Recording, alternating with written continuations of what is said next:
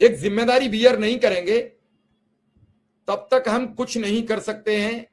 लोग आएंगे जाएंगे, लोग अपनी अपनी शिकायत करेंगे, शिकवा करेंगे, लेकिन उन शिकवा शिकायतों का कोई लाभ हमें नहीं मिलेगा। हमें लाभ तभी मिलेगा जब मेरी जो जरूरत है उस जरूरत के मुताबिक मुझे मेरा आहार मिले। मुझे 2 रोटी की जरूरत है और मुझे कोई आधी रोटी परोस देता है तो मेरा जीवन नहीं चलता। मुझे 2 रोटी चाहिए। मेरा पेट तभी भरेगा जब मुझे 2 रोटी का भोजन मिले। तो आज मेरा एक सवाल है आम लोगों से, जो लोग इस प्रोग्राम को देख रहे हैं और सरकार के लोग जो देखते हैं, अनुदेशक शिक्षा मित्र का कौन बनेगा खेवनहार?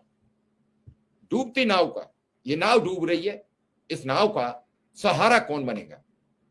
विधायकगण, सांसदगण, एमएलसी, संगठन के लोग या आम शिक्षा मित्र? हर व्यक्ति आता है तब बात करता है अच्छी, और फिर जब उस मुकाम तक पहुंचने का वक्त आता है तो फिर इधर उधर होने लगता है। जो लोग आते हैं वो कहते हैं कि मैं सीधा सरकार से मेरा तारतम्य है और निश्चित रूप से सब कुछ अच्छा होने वाला है। थोड़ी देर में वो किला भर भरा कर ढह जाता है और पता नहीं लगता है कि आखिर ऐसा क्यों हुआ। ये ठीक वैसे ही होता है जैसे आपके मरीज को अस्पताल में भेजा जाता है,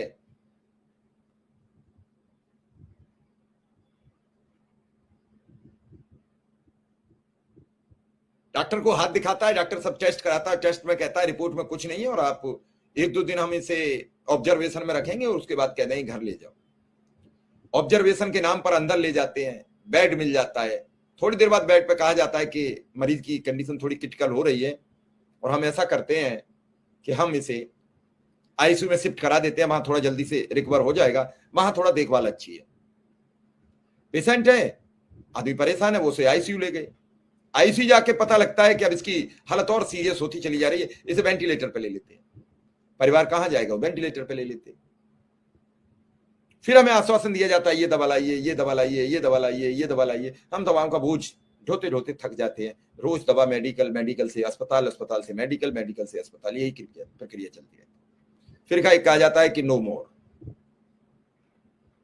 तब तक वो परिवार बर्बाद हो चुका होता है। शिक्षा मित्र अनुदेशक के साथ यही हो रहा है।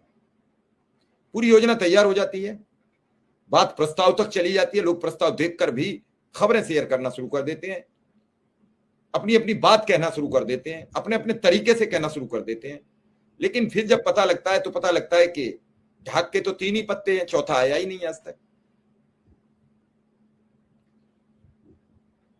कभी मंत्री नकार देते हैं, प्रस्ताव नहीं है, कभी प्रमुख सचिव नकार देते हैं, कभी कोई नकार देता है।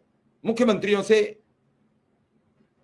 अभय सिंह जी 2-3 बार मिले, उसमें कई लोगों का कहना है कि उनके पर्सनल रिश्ते हैं इसलिए वो मिलते हैं, वो कहते हैं कि मेरे अपने रिश्ते हैं इसलिए मैं मिलता हूं। मैं दोनों की बात को समझ नहीं पाया और उस लिहाज से मैं ये भी नहीं कह पा रहा हूं कि सच क्या है और झूठ क्या है। लेकिन एक बात जरूर मैं कहना चाहता हूं, इस सब के बावजूद मुलाकात हुई और मुलाकात के बाद प्राथमिक शिक्षा मित्र संघ के अध्यक्ष शिव कुमार शुक्ला और महामंत्री सुशील यादव मिले। उन्होंने आके बातें बताई। अब जब तक मुझे दिख रहा है कि मुख्यमंत्री जी से एक बार फिर मुलाकात नहीं होगी, तब तक काम परवान चढ़ पाएगा या नहीं चढ़ पाएगा, ये मैं नहीं समझ पा रहा हूं। हमारे साथ कौशल जी आ चुके हैं, प्रदेश मंत्री हैं, उनका स्वागत है।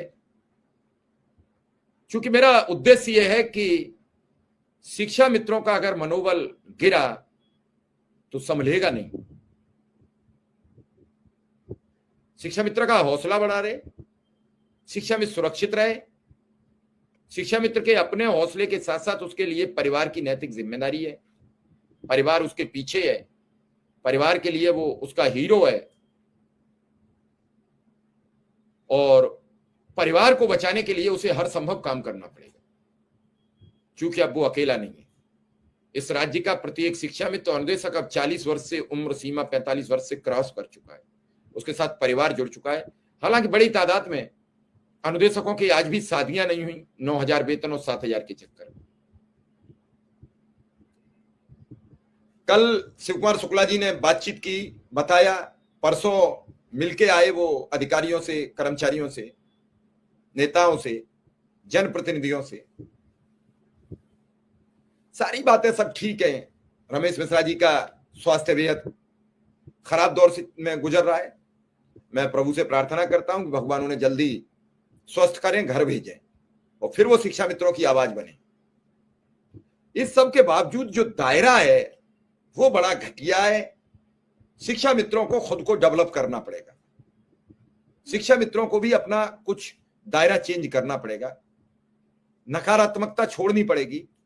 कई लोग मुझे लिखते हैं, मैं बाकायदा नोट करता रहता हूं, कई हैंडल लिखते हैं कि फला कुछ नहीं कर पाएगा, और अगर वो कह गया कि फला दिन ऐसा होगा तो भाई ट्विटर वो यूट्यूब हैंडल या जो कमेंट हैंडल है वो लिखने लगते हैं कि सर अब तो वो दिन भी आ गया, अब तो वो नंबर्स भी आ गया। तो मैं ये नहीं समझ पा रहा हूं कि आखिर वो कहना क्या चाहते हैं। कौशल जी, थके हारे लोग बेहद परेशान दौर में गुजर रहे हैं और धीरे धीरे समय बढ़ता चला जा रहा है, लोग परेशान हैं। इसमें अब तक कोई खबर मिली क्या? आज कोई जानकारी, कोई बातचीत या मुख्यमंत्री से मुलाकात की तरफ कोई प्रक्रिया? नमस्कार मिश्रा जी, आपके लिए और इस चैनल के माध्यम से उपस्थित समस्त शिक्षा मित्र साथियों के लिए सादर आभार आप सभी का।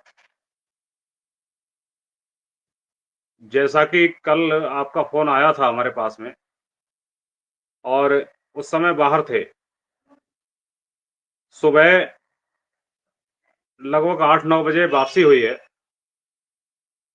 तो तुरंत के कोई अगर कोई घटनाक्रम है तो उसकी जानकारी हमारे लिए नहीं है।